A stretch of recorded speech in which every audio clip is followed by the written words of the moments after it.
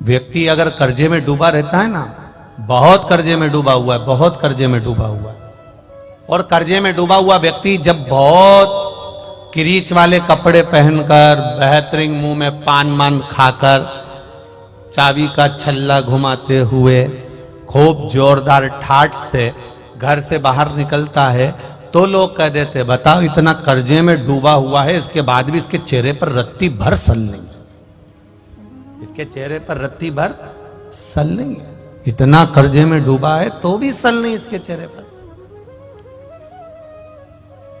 दुख आए, और वो दुख आने पर भी अगर आप मंदिर में जाकर भगवान से दुख काटने को नहीं कह रहे हो, आप शिवालय में जाकर भगवान शंकर से ये नहीं कह रहे हो कि मेरा दुख काट देना, आप तो शिवालय में जाकर केवल एक लोटा जल देवादिदेव महादेव को समर्पित कर रहे हो, तो भगवान देवादिदेव महादेव से जगत जननी जगदम्बा खुद कह देती हैं माता पार्वती कि इसको इतना दुख है, इतना कष्ट है, इतनी तकलीफ है, इसके बाद भी इसके चेहरे पर मुस्कुराहट है। तो शंकर भगवान भी कह देते हैं अगर ये मेरे मंदिर में मुस्कुराते हुए आया है तो अब इसका दुख मैं काटूंगा, ये मुस्कुराता ही रहे, ये मुस्कुराएगा।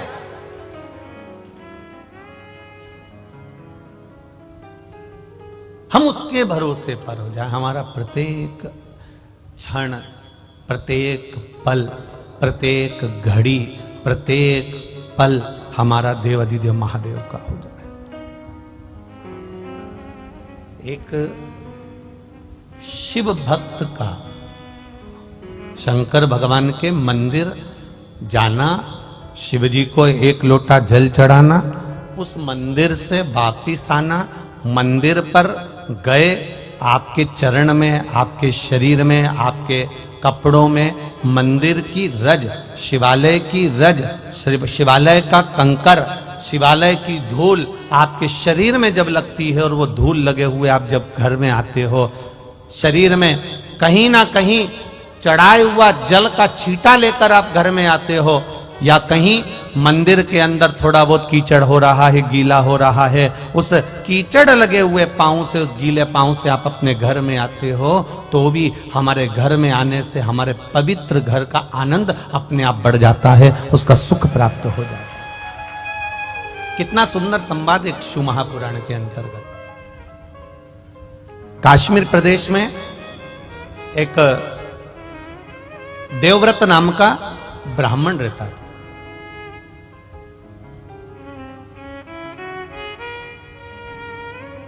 बड़ा धर्मात्मा था, पुण्यात्मा,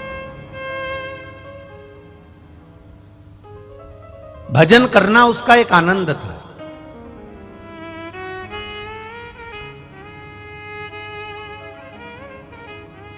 भक्ति में लगा रहता, भजन में लगा रहता, राम नाम, कृष्ण नाम, शिव नाम का गुणगान करता रहता। अब एक बात आप लोगों को पहले कही कि यह जरूरी नहीं है कि पिता धर्मात्मा है तो पुत्र भी धर्मात्मा होगा।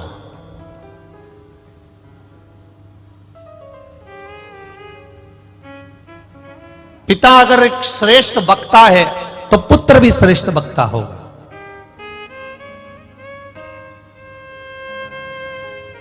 मां अगर धर्मात्मा है तो बेटी भी धर्मात्मा होगी। ये पक्का नहीं है। पिता के भाग्य में अगर सुख लिखा है तो बेटे के भाग्य में भी सुख होगा, ये पक्का नहीं है। पिता के भाग्य में हजारों एकड़ जमीन है, बेटे के भाग्य में 1000 एकड़ है कि नहीं, ये पक्का नहीं है।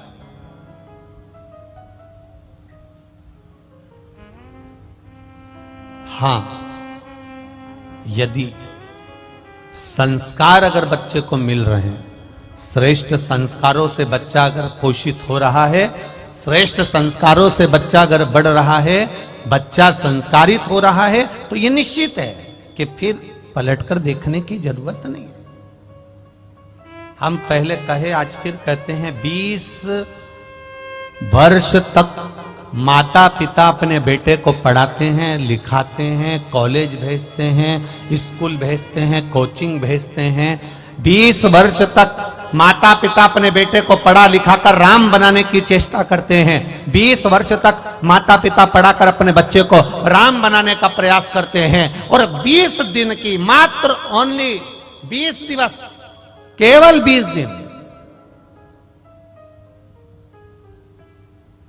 केवल 20 दिन की कुसंगति बेटे को रावण बना देती है। केवल 20 दिन की कुसंगति। 20 वर्ष तक माता पिता बेटे को राम बनाने का प्रयास कर रहे हैं। 20 वर्ष तक माता पिता बेटे को कोचिंग दे रहे हैं, ट्यूशन दे रहे हैं, अच्छी जगह पढ़ने भेज रहे हैं, ज्ञान की बातें कर रहे हैं, सब कुछ कर रहे हैं। 20 वर्ष तक माता पिता अपने बेटे को राम बनाने का प्रयास करते हैं, पर 20 दिन की कुसंगति बेटे को रावण बना देती है। कोई ऐसी संगत में बेटा पड़ जाता है, ऐसे मित्रों की संगति पड़ जाती है, ऐसे साथियों की संगति पड़ जाती है, ऐसे व्यक्ति की संगति पड़ जाती है कि उसका जीवन 20 दिन के अंदर वो रावण बन जाता है। उसका मन चित्त वृत्ति उसके विचार अलग हो जाते हैं, घर से अलग।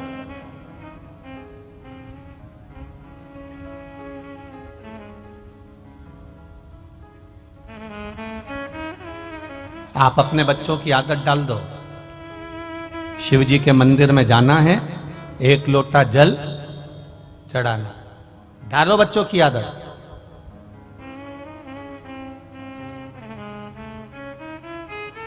जिस घर के बच्चे शंकर भगवान के मंदिर की सीढ़ी चढ़ना सीख जाते हैं, जिस घर के बच्चे शंकर भगवान के मंदिर का द्वार जाना चालू कर देते हैं, उस घर के बुजुर्ग कभी वृद्धाश्रम के द्वार नहीं जाते हैं।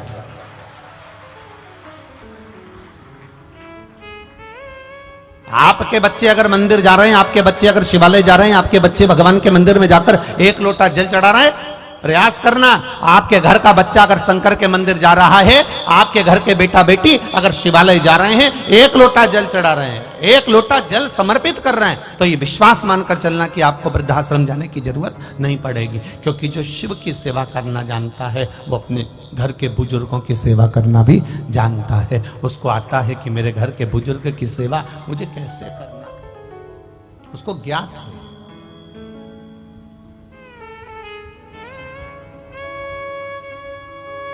शंभु शरण पड़ी मांगू घड़ी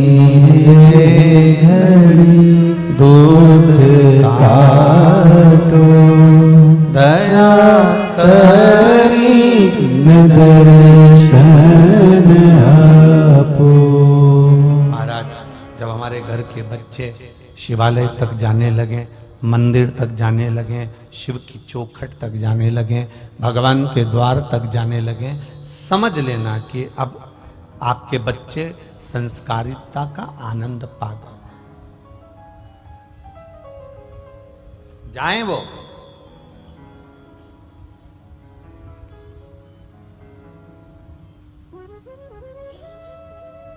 देवव्रत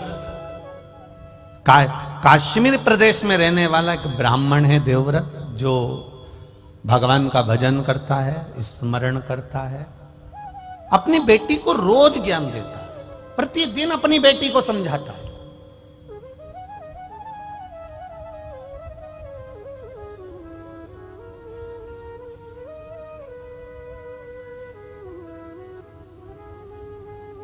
पर संगत बिगड़ गई।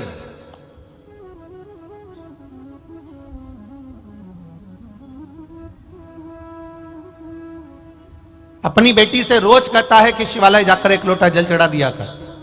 अपनी बेटी से कहता अगर शिवालय नहीं जा सकती तो 2 मिनट भगवान का भजन कर लिया कर। अगर भगवान का भजन नहीं कर सकती तो मंत्र जाप कर लिया कर। मंत्र जाप नहीं कर सकती तो किसी गुरु की शरणागति ग्रहण कर कर उनके द्वार की सेवा कर लिया कर। पर बेटी ना तो जल चढ़ाने जाती है, ना मंत्र जाप करती है, ना नाम जाप करती है, पर बेटी अपने पिता देवव्रत से संवाद जरूर करती है। जल चढ़ाने से क्या होगा? आपके घर के भी बच्चे कर देते कभी कभी। पानी चढ़ाने से क्या होगा?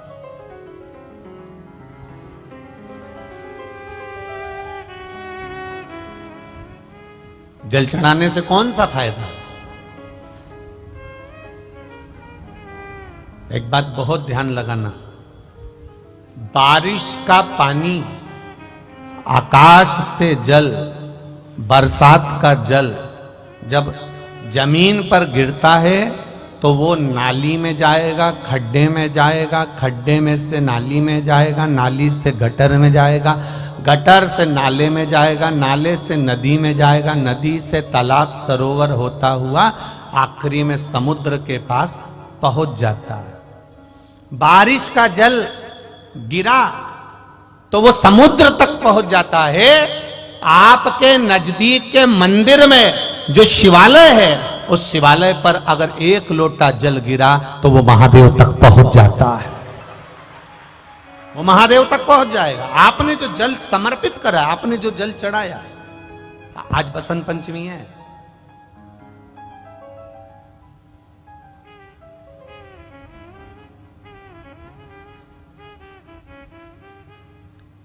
भगवान देवाधिदेव महादेव का आज बसंती पुष्प से, सरसों का जो फूल होता है, 108 सरसों के पुष्प से भगवान शंकर का श्रृंगार किया जाता है या शिव को समर्पित किया जाता है।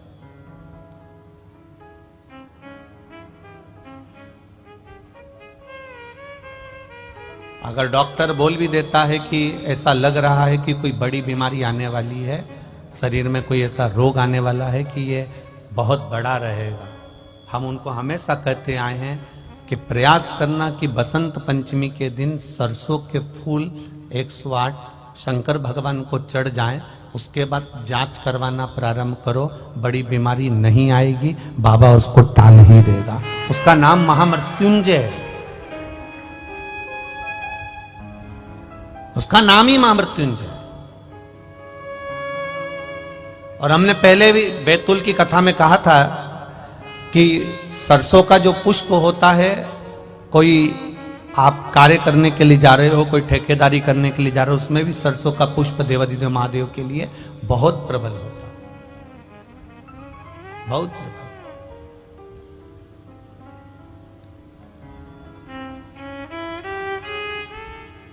महाराज, बेटी को दिया ज्ञान, पर बेटी मानती नहीं, प्रश्न बहुत करती है, बहुत प्रश्न। पहले का एक समय था जिस समय पर माता पिता जो कह देते थे बच्चे वो मानते थे। बीच का एक समय ऐसा आया कि माता पिता कहते जरूर है, बच्चा मानता भी है, पर मन में संशय रखता है। अभी का जो समय चल रहा है, जैसे टीवी पर वो क्या बोलते हैं उसको, डेविड, क्या बोलते हैं उसको, डेविड करना है सबको बिठा के टीवी पे, डिबेट है, ऐसे कुछ बोलते हैं ना। आज का समय केवल टीवी पर डिबेट करने का नहीं है, घर में भी रोज का डिबेट चल रहा है, प्रतिदिन का। पिताजी कहते हैं मंदिर जा, बेटा कहता है क्यों जाऊं, बस यही क्रम चालू हो जाता है। बहू कहती है सास को, सास कहती है बहू को, दोनों एक दूसरे की बात नहीं मान रहे, वो इधर पांव खींच रहा है, वो इधर पांव खींच रहा है, अंत उसका सार तत्व तक नहीं पहुंचा। मंजिल मिला क्या?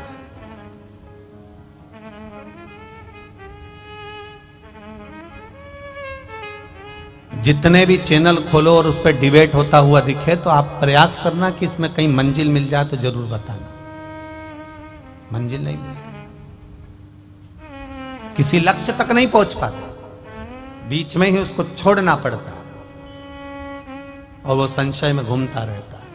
आज भी घरों में यही हो रहा है। माता पिता बच्चों से कहें कि तू जल चढ़ाने जा, माता पिता बच्चों से कहें कि तुम प्रणाम करो, माता पिता बच्चों से कहें कि तुम भजन करो, माता पिता बच्चों से कहें कि तुम कीर्तन करो। पर ये व्यासपीठ, ये शिव महापुराण की कथा हमेशा कहते आई है कि कल परसों की कथा में भी कहा था, एक माँ ने अपने बच्चे का हाथ पकड़कर संत से कहा, गुरुजी मेरे बच्चे से कह दो कि ये शक्कर ना खाए, मीठा ना खाए। गुरुजी ने 1 हफ्ते का समय मांगा और 1 हफ्ते बाद गुरुजी ने कहा कि बेटा तुम शक्कर मत खाना, तो माँ को क्रोध आ गया। ये बात तो तुम 1 हफ्ते पहले भी कह सकते थे। तो गुरुजी ने कहा कह तो सकता था, पर उस समय तक मैंने शक्कर छोड़ी नहीं थी, जब तक मैं छोड़ूंगा नहीं तब तक दूसरे से कहूंगा कैसे, इसलिए पहले मैंने छोड़ी है। आप सबसे निवेदन है, अपने बच्चे को ज्ञान देने से पहले स्वयं पहले मंदिर जाना प्रारंभ करो, शिव को जल चढ़ाना प्रारंभ करो, श्री शिवाय नमस्तुभ्यम कहना प्रारंभ करो, एक बेलपत्र बाबा को समर्पित करना प्रारंभ करो। फिर धीरे धीरे बच्चे अपने आप ढलते चले जाएंगे, उनको बोलने की जरूरत नहीं पड़ेगी, स्वयं ढले। देवव्रत, कश्मीर प्रदेश में देवव्रत नाम का ब्राह्मण, और ब्राह्मण अपनी बेटी को हमेशा कहता है अपनी संगति सही रखना, विचार सही रखना, सोच सही रखना, गलत लोगों में मत पड़ जाना, गलत लोगों के बीच में मत जाना। बार बार अपनी बेटी को समझाता था, पर बेटी का विवाह कर दिया गया। बेटी का विवाह करने के बाद भी बेटी की चित्त बुद्धि सही नहीं हो पाई। वो विवाह होने के बाद भी पर पुरुषों पर उसकी दृष्टि पड़ी रही, पर पुरुष पर उसकी दृष्टि पड़ी।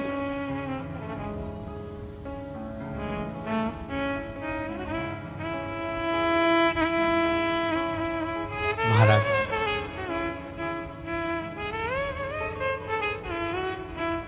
स्कंद पुराण का यह संवाद है। स्कंद पुराण का संवाद, दृष्टि गलत पड़ी रही। शादी होने के बाद भी पर पुरुष पर उसकी दृष्टि जाती थी। जो नारी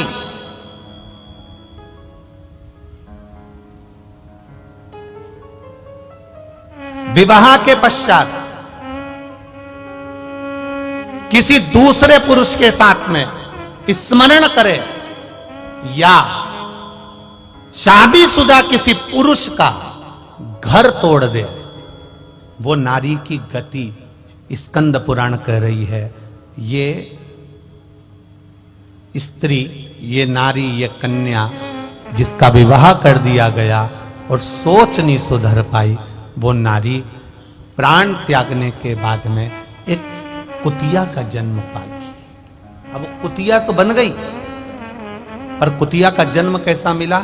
एक पांव उसका विकलांग था, कान टूटे हुए थे, आंखों से एक आंख फूटी हुई थी, और शरीर पूरा खुजली के कारण उसके पूरे शरीर के उस जो श्वान की योनि मिली है, कुत्ता की योनि मिली है, उसके शरीर के पूरे बाल, पूरी खाल जगह जगह से निकली हुई थी। सारी दुनिया उस कुत्ते को देख रही है, उस श्वान को देख रही है, उस कुतिया को देख रही है। सारी दुनिया उसको देखकर कहती है बेचारा कैसा है। बताओ, आपके भी मोहल्ले में कोई कोई कुत्ता ऐसा होता होगा तो आप पे दया आती कि नहीं आती? अरे मुंह से तो बोलो, आती है ना दया?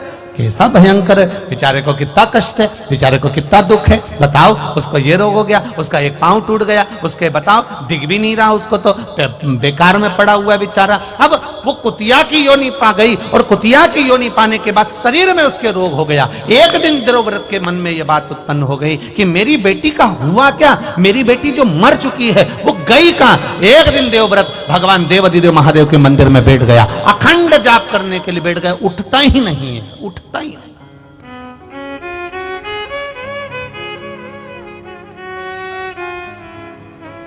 उठ ही नहीं रहा।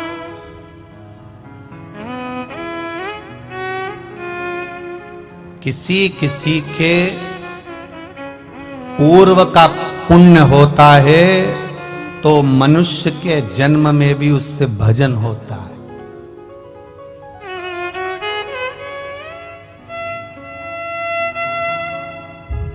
किसी का पूर्व का पुण्य हो तो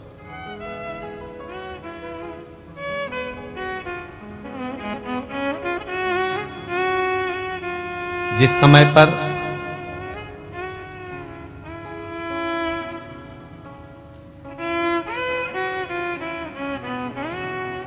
महाभारत में पांडवों में युधिष्ठिर, नकुल, सहदेव, भीम, अर्जुन ये सब थे, और जिस समय पर अर्जुन मर गया,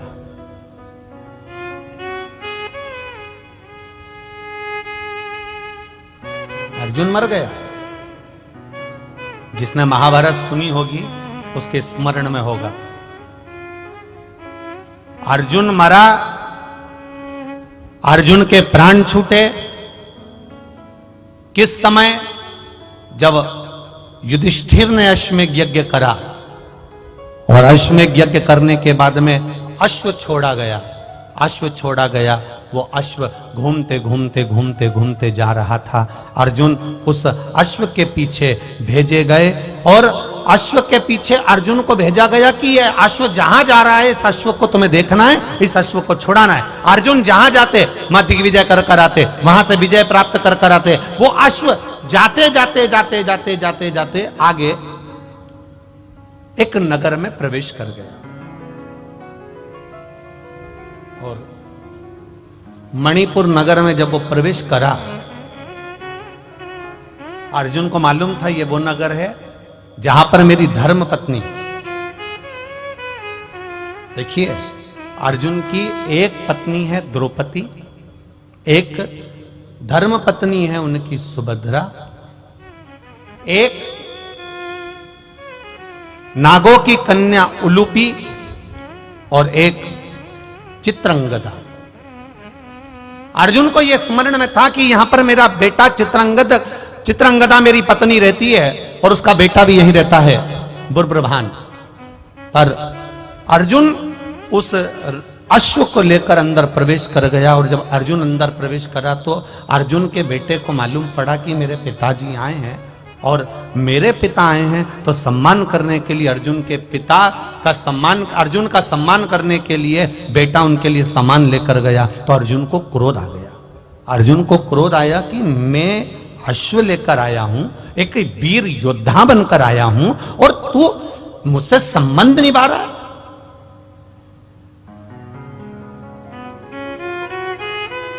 तुझे तो अश्व पकड़ना था और युद्ध लड़ना था, पर तू मेरा सम्मान करने के लिए आया है। अर्जुन ने अपने बेटे बुब्रभान को अपशब्द कहना प्रारंभ करा। इसी समय पर नागों की कन्या उलूपी बैठी हुई थी और उलूपी ने देखा कि बुब्रभान को अर्जुन चिल्ला रहे हैं। तब उलूपी ने कहा, बुब्रभान मैं तुम्हारी मां हूं बड़ी, एक काम करो तुम अपने पिता से युद्ध लड़ो। बुब्रभान ने कहा, मां अगर मैं पिता से युद्ध लड़ा और मेरे पिता को कोई घात हो गई तो? इसी समय पर उलूपी ने कह दिया, ये तो छत्राणी का जो पुत्र होता है, एक वीरानी का जो पुत्र होता है, वो युद्ध के मैदान में ये नहीं देखता कि पिता है कि कौन है, आओ और तुम युद्ध लड़ो। बस इतना कहना था और कहते से बुब्रभान ने बाण चलाना प्रारंभ करे, इधर अर्जुन ने बाण चलाना प्रारंभ करे। दोनों में भयंकर युद्ध हो गया और युद्ध होने के बाद जैसे ही युद्ध होते होते आगे तक बढ़ा, इतनी देर में बुब्रभान को भी घात लग गई और अर्जुन के प्राण छूट गए। अर्जुन मर गए, अर्जुन के प्राण छूट गए। आई चित्रंगदा रोती रोती आई, मेरा पति चले गया। बेटे तुमने क्या कर दिया? अपने पिता को मार दिया, अपने पिता को समाप्त कर दिया। मां मैं पिताजी के साथ युद्ध नहीं लड़ना चाहता था, पर मां ने कहा है, उलूपी माता बोली है मुझसे युद्ध लड़ने के लिए। चित्रंगदा ने कहा, उलूपी तेरा मेरा मांग का सिंदूर उजड़ गया और तू अपने बेटे से कहती है कि युद्ध लड़ो। चित्रंगदा के सामने उलूपी ने कहा, मैं छत्राणी हूं, छत्री की बेटी हूं, मैंने अपने बेटे को, इस बुब्रभान को केवल एक छत्री का फर्ज अदा करने का प्रयास करा है। ब्राह्मण हो, ब्राह्मण कर्म से पीछे मत हटना, वैश्य हो, वैश्य कर्म से पीछे मत हटना, क्षत्रिय हो, क्षत्रिय कर्म से पीछे मत हटना और शूद्र हो तो शूद्र कर्म से पीछे मत हटना। यह हमारा धर्म भी है और हमारा कर्म भी है, उससे हम पीछे कैसे हटें? तुमने श्रेष्ठ नहीं करा, तुमने अच्छा नहीं करा। रो रही, चित्रंगदा रो रही है।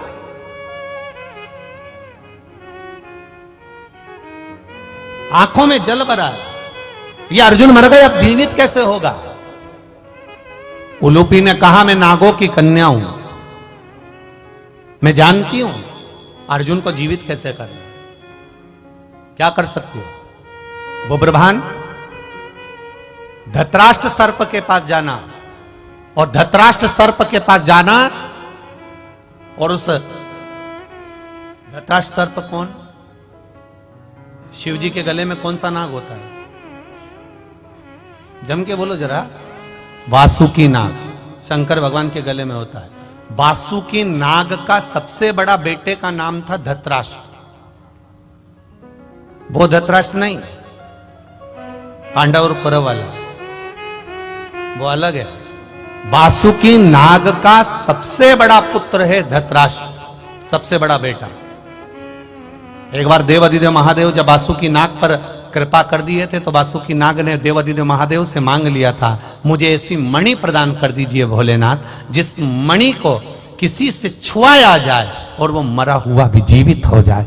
देवाधिदेव महादेव ने कहा, वो मणि तो केवल एक महामृत्युंजय मणि है, मैं तुझे दे देता हूं। और शंकर भगवान ने वो महामृत्युंजय मणि धृतराष्ट्र को दे दी थी। उलूपी ने कहा, धृतराष्ट्र के पास जाओ, वासुकी नाग के बेटे के पास में जाओ और वो मणि लेकर आओ। वो मणि अगर होगी तो वो मणि से वो जीवित हो सकता है, इसके सिवा जीवित नहीं होगा। बुब्रभान धृतराष्ट्र सर्प के पास गया, नाग के पास गया, मेरे पिता को जीवित करना है। धृतराष्ट्र ने कहा, तेरे पिता को जीवित करने की सामर्थ्यता मुझ में नहीं है, मैं मणि दे भी दूंगा पर तेरा पिता जीवित नहीं हो सकता। कब तक? जब तक देवाधिदेव महादेव इशारा ना कर दे तब तक इसका काल नहीं टल सकता, क्योंकि उसका नाम महाकाल है। जाओ उसके पास, पहुंचो उसके पास। बुब्रभान, उलूपी, चित्रंगदा शिव जी की आराधना में लग गई। और भगवान देवाधिदेव महादेव ने क्या कृपा करी, शंकर भगवान ने खुद धृतराष्ट्र से कहा, बेटा मणि दे दीजिए। वो मणि बुब्रभान लेकर गए और ले जाकर अपने पिता को जब स्पर्श कराया, अर्जुन वापिस जीवित होकर बैठ गया। अकाल मृत्यु वो मरे जो काम करे चंडाल का, काल उसका क्या बिगाड़े जो भक्त हो मां काल। जो शिव का उपासक होता है, शंकर का गुणगान करने वाला, शिव भक्ति में रमने वाला, शंकर पर अटूट विश्वास करने वाला, भटकता नहीं। देवव्रत शिव की आराधना में डूब गए, हिलते नहीं, जाते नहीं, आते नहीं, एक ही जगह पर स्थिर होकर बैठ गए। स्थिर जा ही नहीं।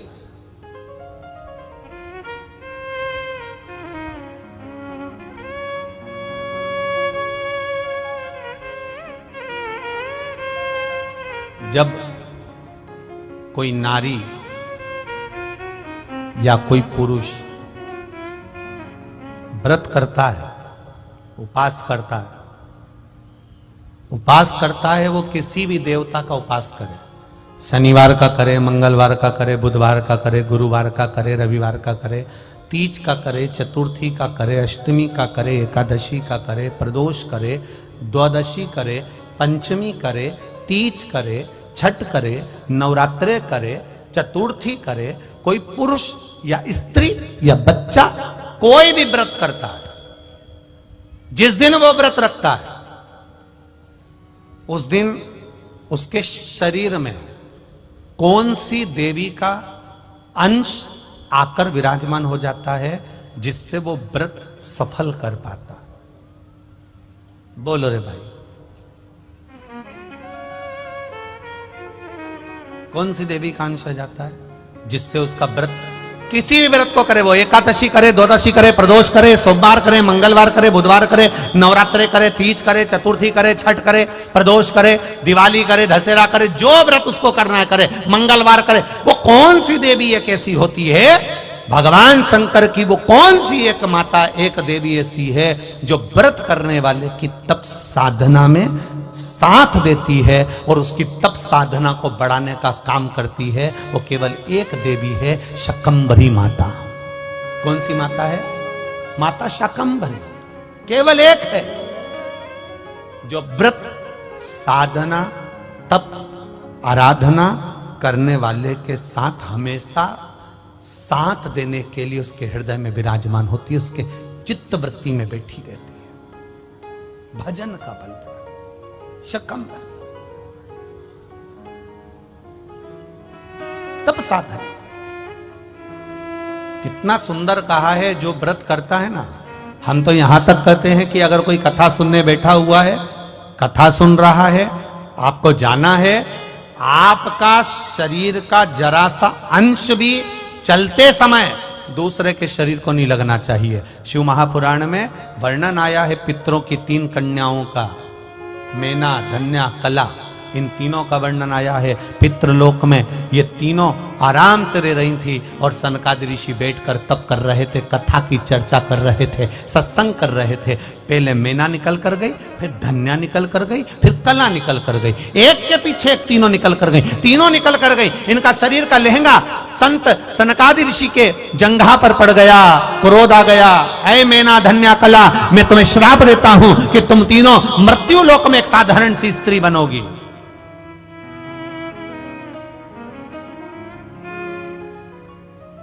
तीनों बिलख रही हैं, तीनों रो रही हैं, तीनों की आंख में आंसू भरा हुआ। क्षमा कर दीजिए नाथ, क्षमा कर दीजिए।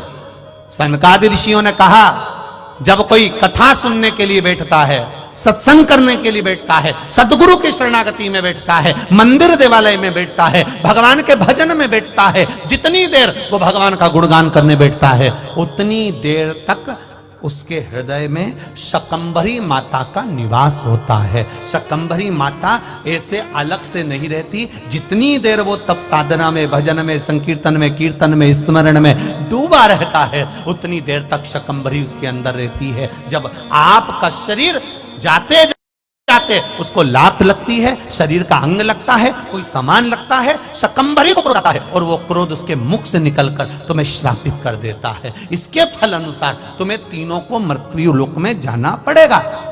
चरणों में पड़ गई, हमारा उद्धार कैसे होगा? तब सनकादि ऋषियों ने कहा, तुम्हारा उद्धार, मेना, तुम्हारे घर में पार्वती का जन्म होगा। धन्या, तुम सुनैना बनोगी, तुम्हारी गोद में माता सीता खेलेगी। कला, तुम कीर्ति बनोगी, तुम्हारी गोद में राधा खेलेगी। ये 3 देवियां जब तुम्हारी गोद में खेलेगी, जगत का कल्याण कर देगी। वो जगत का कल्याण करेगी तो तुम्हारा कल्याण अपने आप हो जाएगा, अपने आप।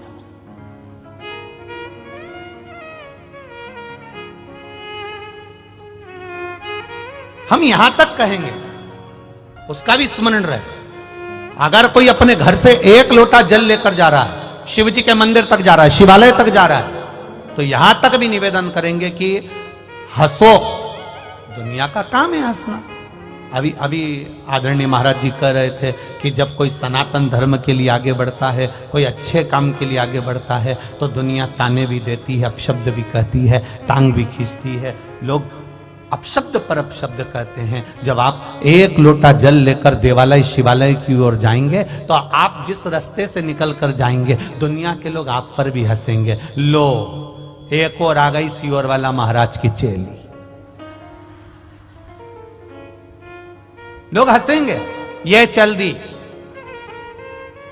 सावित्री बनकर, अनसुईया बनकर। दुनिया के लोग कहेंगे, अपशब्द कहेंगे, आड़ा टेढ़ा कहेंगे, बोलेंगे, पर आग लगे बस्ती में अपन रहो मस्ती। कहे तो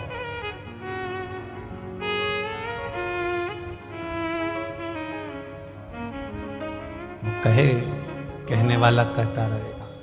जिस समय पूजन का कोई साहित्य, पूजन का कोई सामान, पूजन की कोई सामग्री हमारे हाथ में रहती है और हम पूजन करने जाते हैं और पूजन कर कर वापस आते हैं, उस व्यक्ति को देखकर अगर कोई दूसरा हंसता भी है तो समझ लो वो अपनी जिंदगी को बर्बाद करने की सीढ़ी पर पांव रख दिया।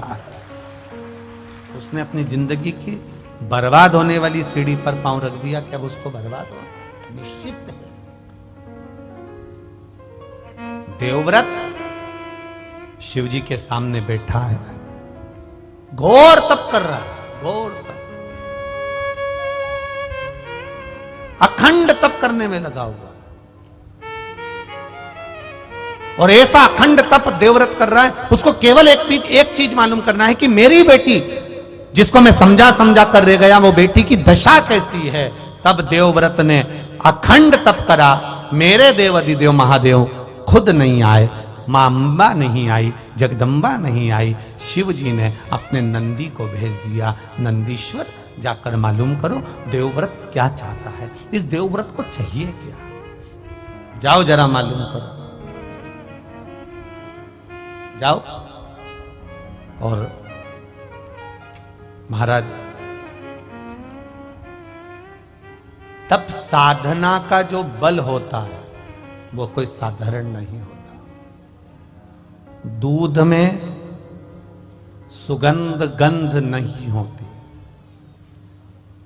दूध में सुगंध गंध कब आएगी, जब दूध को आप तपाओगे, फिर उसको जमाओगे, जमाकर फिर उसका घी निकालोगे, और घी निकालोगे तब उसमें गंध आना, सुगंध आना प्रारंभ हो जाएगी। दूध में सुगंध नहीं है, पर दूध को तुमने पहले फाड़ा, तपाया, फाड़ा, फिर उसको अग्नि पर तपाया, तपाने के बाद में जब वो धीरे धीरे धीरे धीरे धीरे धीरे घी बना, तब उसमें सुगंध आना प्रारंभ हो गई। उसी तरह मनुष्य में उतना आनंद सुख कैसे प्राप्त हो सकता है, शंकर की भक्ति कैसे प्राप्त हो सकती है, तो कहा दुनिया के लोग अपशब्द कहकर तुम्हें तपाएंगे, अपशब्द कहेंगे, ताने देंगे, गाली देंगे, आड़ा टेढ़ा कहेंगे, फिर भी तुम भगवान शिव के शिवालय में जाती रहना। जब तपते रहोगे, तपते रहोगे, तपते रहोगे, तो एक दिन सुगंधित घी बन जाओगे और आपका जीवन सार्थक हो जाएगा। तपाएंगे लोग, कहेंगे, दुनिया के लोग कहेंगे जो कहना।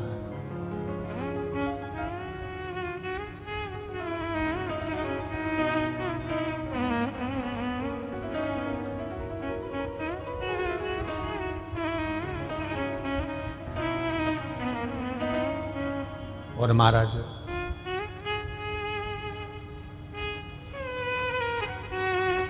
जब हम भगवान की शरणागति में जाकर बैठ जाएंगे, तप ले, तप लो खूब दिल से।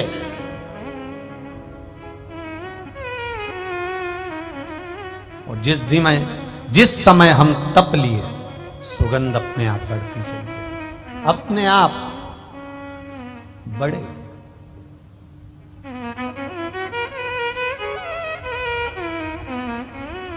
शिव कथा कह रही,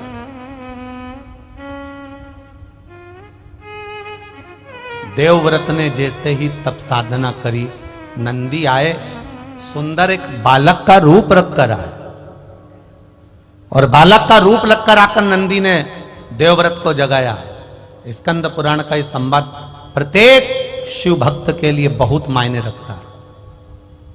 ये संवाद पहले की कथाओं में नहीं निकल पाया, पर कंजरी गांव में संतों के सानिध्य में सीताराम महाराज और ये पावन गुप्त नवरात्रि के अवसर पर यह संवाद निकला है, जो संपूर्ण विश्व के कल्याण के संवाद। बड़ा ध्यान रखना, नंदी 5 वर्ष के बालक का रूप रखकर आए, और नंदी देख रहे हैं कि देवव्रत समाधि में लीन है, तप में लीन है, भगवान की भक्ति में लीन है।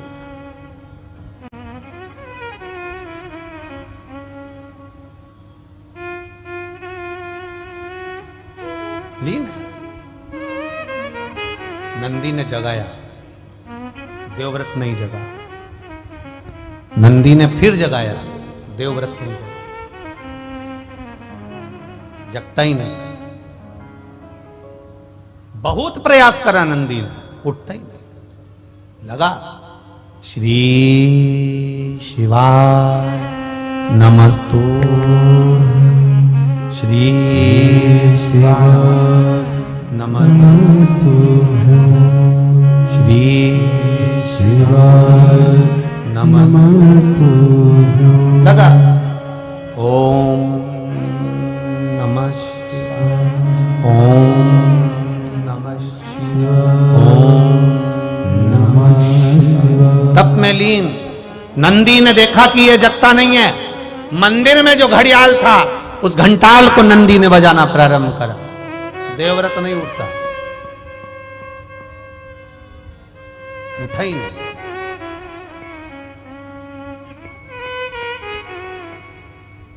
फिर बजाया। आखिरी में देवव्रत के नेत्र खुले। 5 वर्ष के बच्चे को देखकर थोड़ा क्रोध देवव्रत को आया। कारण मैं बेटा तप कर रहा था, और मैं बैठकर अगर तप कर रहा हूं तो मेरे तप साधना को क्यों नष्ट कर रहा है। आ जाता है कभी कभी क्रोध। घर में बूढ़ी बूढ़ी माताएं, जब दादी माएं, जब बुजुर्ग माताएं सेवा करती है और घर का छोटा छोटा बच्चा उनका सामान लेकर भग जाए, दिया ले गया, दीपक ले गया, अगरबत्ती उठा के ले गया, ठाकुर जी को जो भोग धरा रही थी भोगी उठा के ले गया, जो मोहन थाल रख रही थी मोहन थाल ही ले गया, कहीं ठाकुर जी की माला जी उठाकर ले गया, तो दादी को क्रोध आ जाएगा। पर उसको क्रोध नहीं आना चाहिए। भगवान परीक्षा ले रहा है, भगवान देख रहा है कि ये क्रोध करती है कि नहीं करती है। भगवान ये देखता है। अब इसको 5 वर्ष के बच्चे पर क्रोध आ गया। देवव्रत को क्रोध आया, उठकर खड़ा हुआ। जैसे ही खड़ा हुआ इतने में बच्चे ने कह दिया, बाबा आपको तप करते हुए देखकर मेरे मन में एक प्रश्न आया है। आप तप किसके लिए कर रहे हो? आप साधना किसके लिए कर रहे हो? आप व्रत किसके लिए कर रहे हो? आप उपास किसके लिए कर रहे हो? किसके लिए?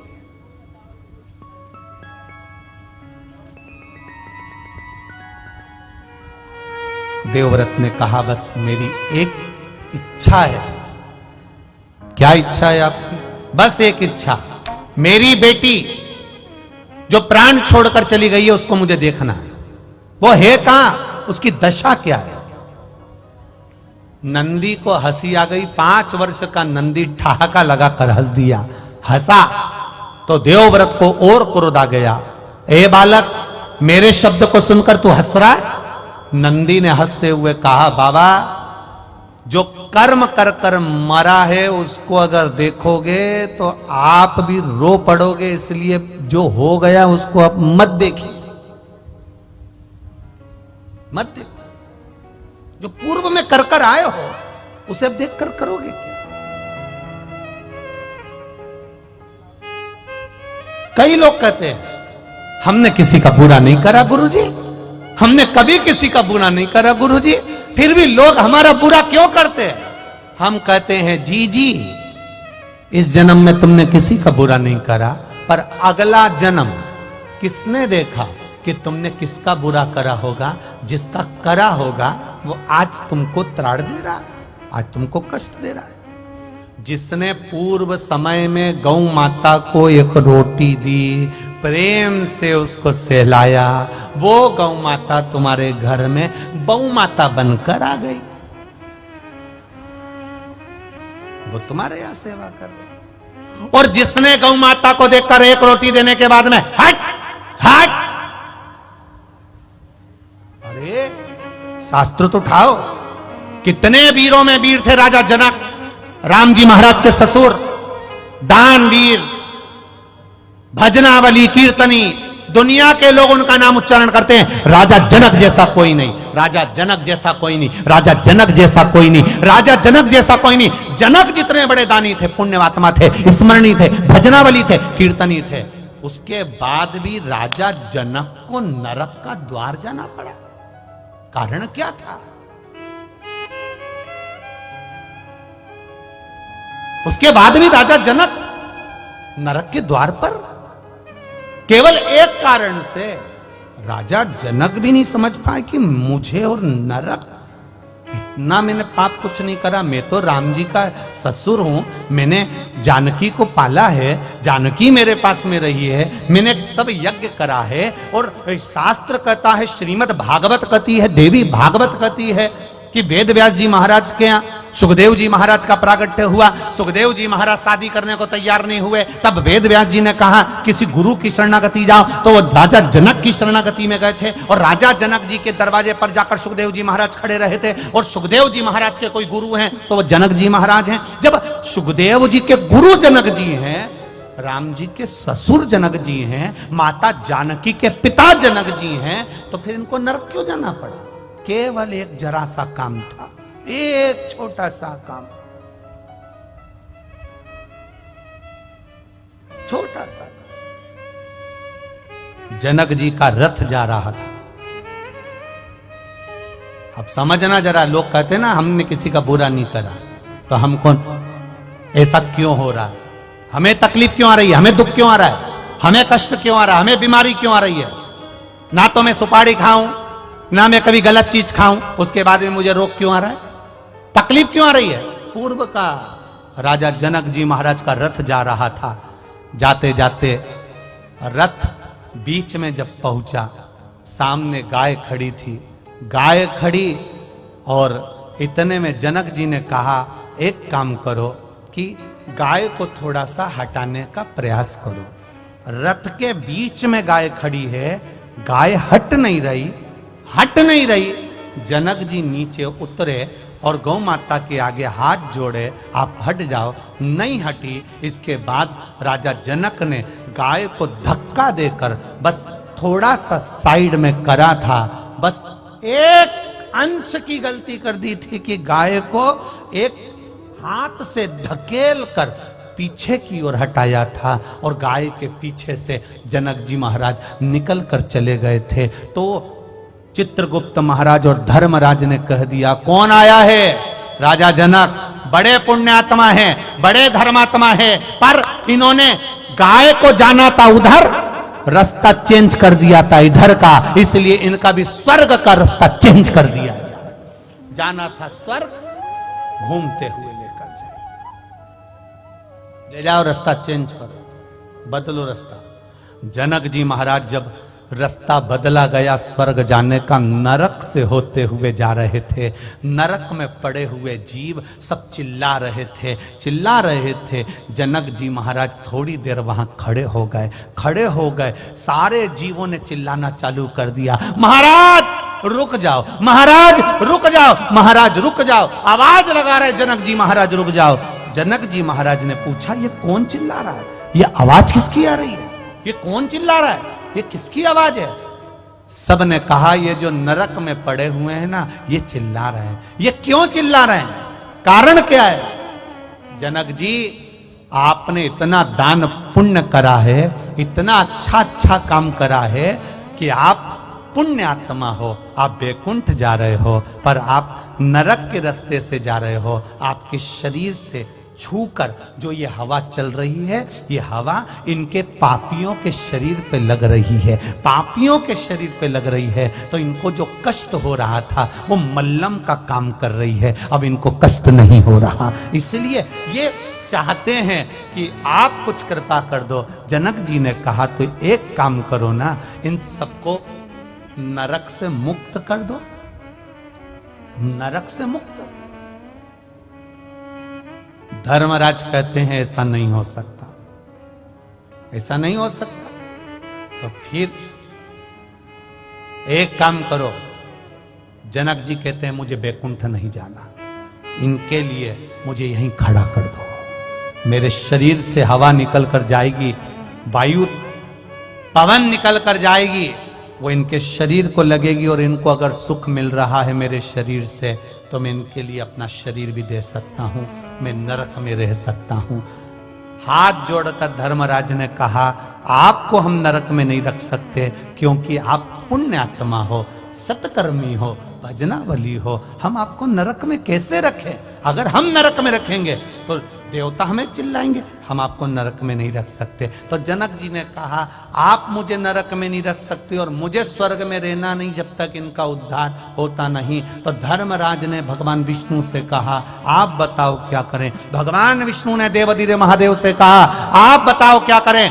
देवाधिदेव महादेव ने कहा, एक काम करो, राजा जनक के लिए सारे पापियों को छोड़ दिया जाए, उनका कल्याण कर दिया जाए। ये जनक तत्व है। हमें लगता है हमने कोई पाप नहीं करा, हमने कोई बेकार काम नहीं करा, पर हमारा रास्ता चेंज क्यों हुआ, हमें कष्ट क्यों आ रहा है, हमें दुख क्यों आ रहा है, उसके पीछे हमारा पूर्व का कोई कारण होगा, कोई कारण हो सकता। एक झोली में फूल भरे हैं, एक झोली में कांटे, तेरे बस में कुछ भी नहीं, वो बांटने वाला बांटे।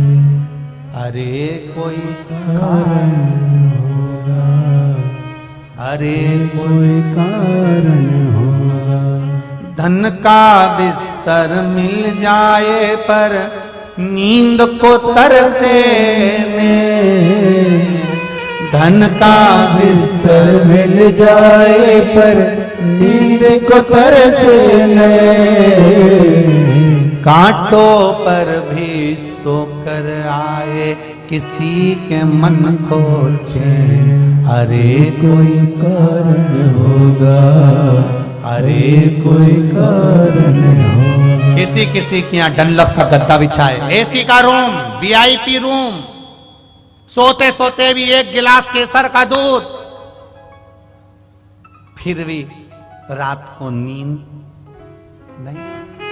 और कोई कोई ये यहां से वहां तक देखना, पूरी रोड के बीच में डिवाइडर पर पड़े ऐसे सो रहे, चकाचक, कोई दिक्कत नहीं, कोई रत्ती भर की टेंशन नहीं, सामान भी पड़ा है।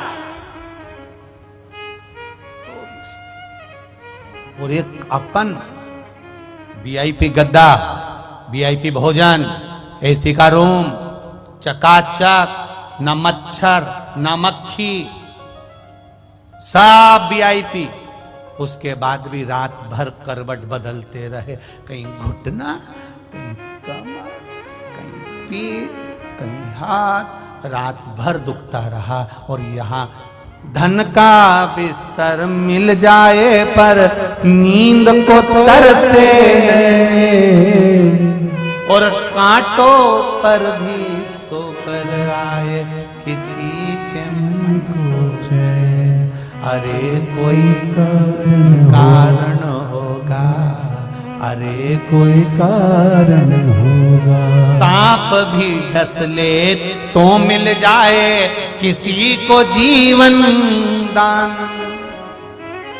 किसी किसी को सांप भी डस लेता है तो बच जाते हैं, और कोई कोई एक ठोकर लगती है, बाथरूम में नहाने गई थी, फिसल गई और सांप भी डस ले तो मिल जाए किसी को जीवन दान। और एक चींटी के कांटे से मिट जाए नामो निशान। अरे कोई कारण होगा, अरे कोई कारण होगा।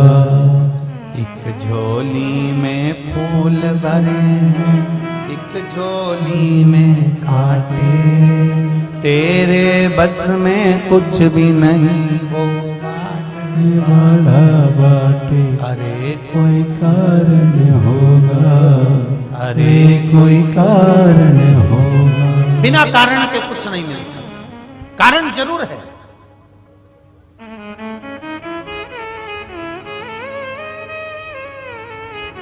कितने संख्या में आ पाए, 3-3 पंडाल भरे पड़े,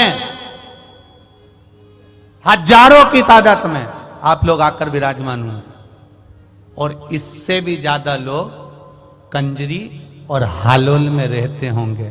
क्या सब कथा में जाके बैठ गए क्या? नहीं। अरे कोई कोई कारण होगा। ये आने का प्लान भी बनाए थे, इनने विचार भी करा होगा कि 26 जनवरी की छुट्टी पड़ेगी, अपन चले। इनने सब प्लान बनाया। इनके प्लान से क्या होता है, पहले महादेव को भी तो प्लान बना दो कि तेरा क्या होगा रे कालिया। यहां बुला लेंगे तो फिर तो सर्टिफिकेट मिल जाएगा।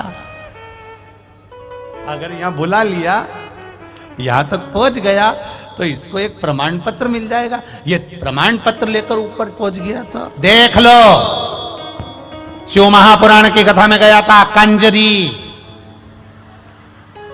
यमराज, मेरे से तो कुछ बोलना ही मत, डिग्री है।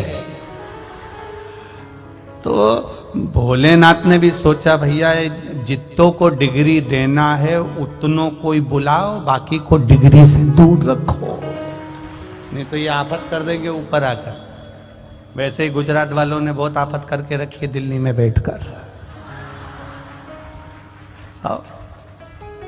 अब बोल तो बोल, तो इन्होंने कहा इनको नीचे ही पावागढ़ में इनको पंछीड़ा रे उड़ के जा पावागढ़, इनको वही गरबा रमने दो।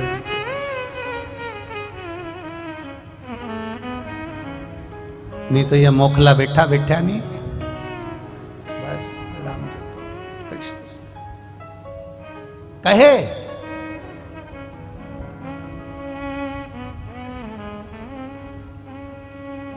देवव्रत से पूछा, बोलो पूर्व का क्या देखना है तुमको? मेरी बेटी का जीवन देखना है मुझे, मेरी ही बेटी मत देख।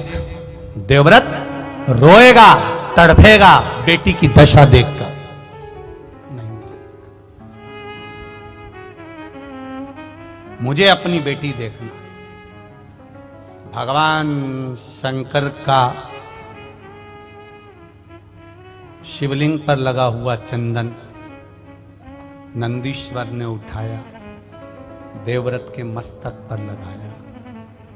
देवव्रत से कहा, नेत्र बंद कर ले, शिव का स्मरण कर ले, तेरी बेटी तुझे नजर आ जाएगी। जो चंदन लगाया,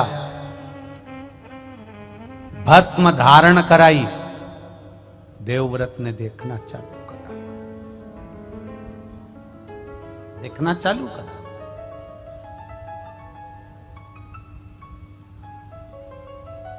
भस्म, चंदन, बेलपत्र, शिवजी पर चढ़ी हुई कोई भी सामग्री व्यक्ति के जीवन का ना जाने कितने जन्म के पापों को काट देता है, ना जाने कितने जन्म के पाप। काशी में एक व्यक्ति टेबल लगाया हुआ था, वो टेबल लगाकर उस पर भस्म बेच रहा था, भस्म बेच रहा, भस्म कपे की। एक अंग्रेज आ गया, अंग्रेज ने आकर पूछा, क्या है ये? उसने अपनी भाषा में कहा, उसने कहा यह भस्म है लगाने की। अच्छा, उसने पैकेट उठाया, देखा, देखते से ही बोला, इसकी एक्सपायर डेट कब की है? अब वो टेबल पर जो बैठा था भस्म बेच रहा था, वो अंग्रेज को ऊपर से नीचे तक देख रहा कि भस्म की एक्सपायर डेट पूछ रहा। टेबल पर भस्म बेचने वाले ने कहा कि इसकी एक्सपायर डेट तो नहीं मालूम, पर यह पक्का है कि तू सिर पे लगाता रहेगा तो तेरी एक्सपायर डेट आगे खसकती रहेगी, ये पक्का। इसकी नहीं मालूम कि इसकी एक्सपायर डेट कब की है, ये कब समाप्त होगी, पर तेरे समाप्ति की जो तारीख है वो इस भस्म को लगाने से आगे बढ़ती चली। ये निश्चित है, ये पक्का है, ये सहज नहीं है, बड़े। इसीलिए महाराज हरिओम में ओम समाया है, मेरा भोला नगर में आया है। हरिओम में ओम समाया है, मेरा भोला नजर नहीं आया है। हरिओम में ओम समाया है, मेरा भोला नगर में आया है। हरिओम में ओम समाया है, मेरा भोला नजर नहीं आया है। मेरा भोला नगर में आया है, मेरा भोला नगर में आया है। मेरा भोला नगर में आया है। मेरा भोला नगर में आया है। हरि ओम में ओम समाया है, मेरा भोला नगर में आया है। हरि ओम में ओम समाया है, मेरा भोला नगर में आया है। जय हो।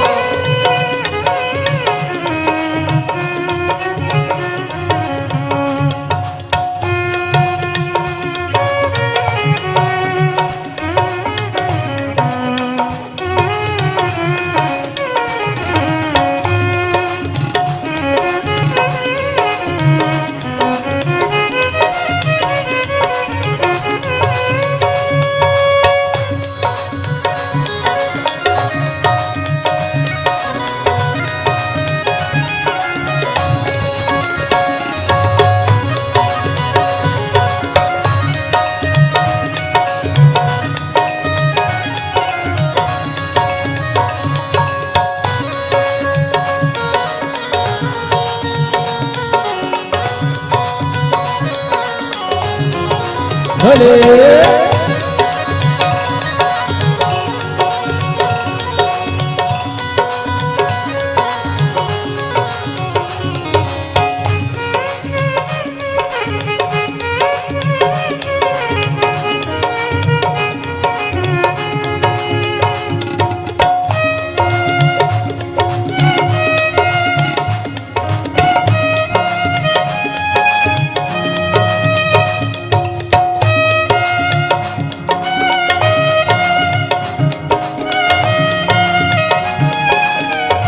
शंभो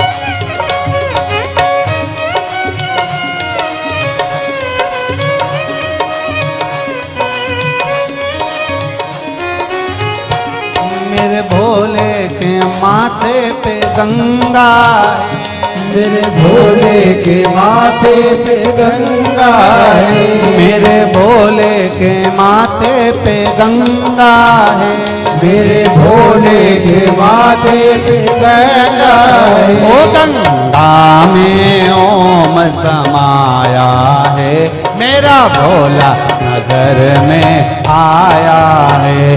गंगा में ओम समाया है, मेरा भोला नजर नहीं आया है। ओ गंगा में ओम समाया है, मेरा भोला नगर में आया है। गंगा में ओम समाया है, मेरा भोला नजर में आया है। मेरा भोला नगर में आया है, मेरा भोला नगर में आया है। ओ मेरा भोला नगर में आया है, मेरा भोला नगर में आया है। हरि ओम में ओम समाया है, मेरा भोला नगर में आया है। हरि ओम में ओम समाया है, मेरा भोला नगर में आया है। जय हो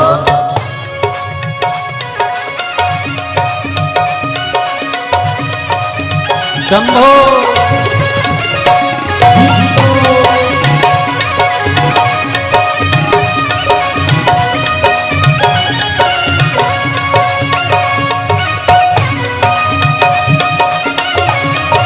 हरि बोल राधे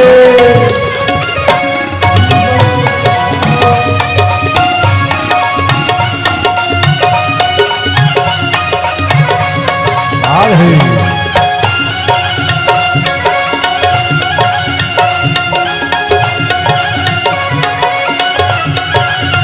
हरि बोल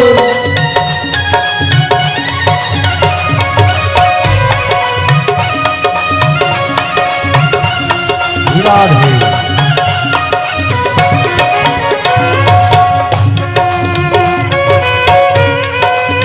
जय हो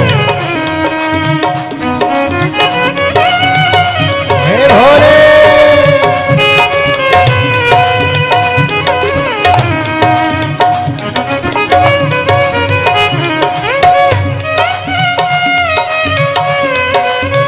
हरि बोल जय हो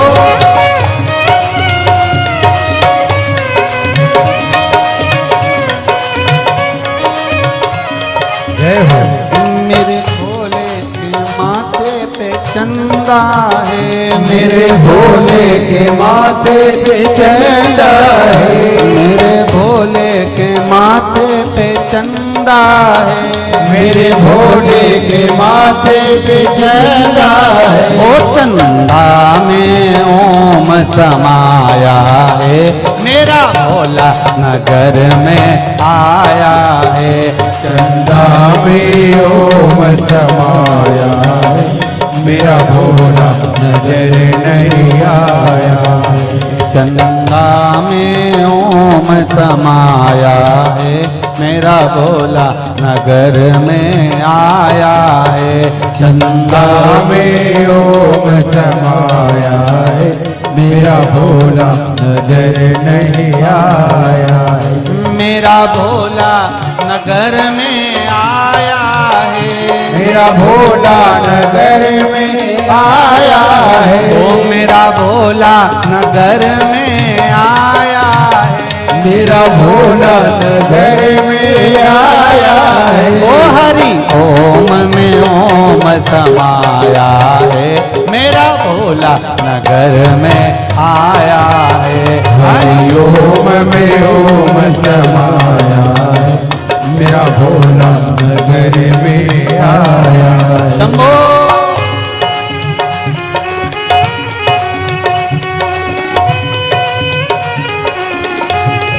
जय हो।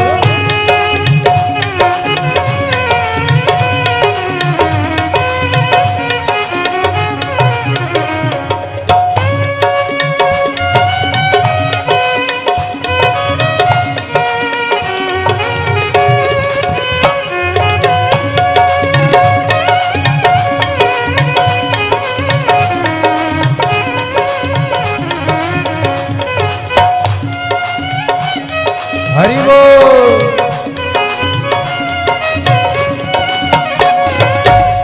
राधे।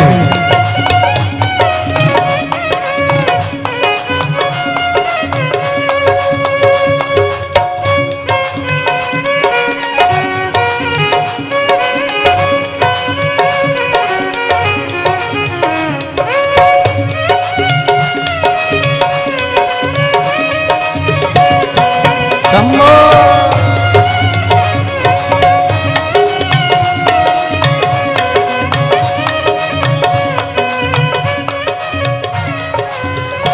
मेरे भोले के हाथों में डमरू है, मेरे भोले के हाथों में डमरू है। मेरे भोले के हाथों में डमरू है। मेरे भोले के हाथों में डमरू है। डमरू में ओम समाया है, मेरा भोला नगर में आया है। डमरू में ओम समाया है, मेरा भोला नगर में आया है। ओ डमरू में ओम समाया है, मेरा भोला नगर में आया है। डमरू में ओम समाया है, मेरा भोला नगर में आया है। मेरा भोला नगर में आया है। मेरा भोला नगर में आया है। ओ मेरा भोला नगर में आया है। मेरा भोला नगर